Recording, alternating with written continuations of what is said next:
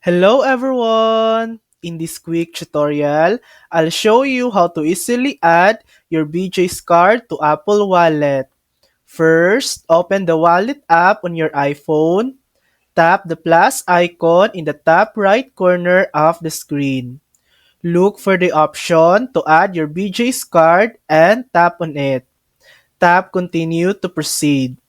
You can either scan your BJ's card using your phone's camera or enter the card details manually.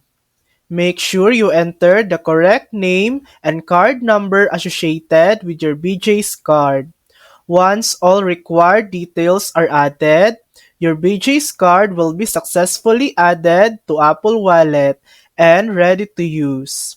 And that's it. That's how to add your BJ's card to Apple Wallet. Thanks for watching! If this video helped you, please like and subscribe for more helpful tutorials.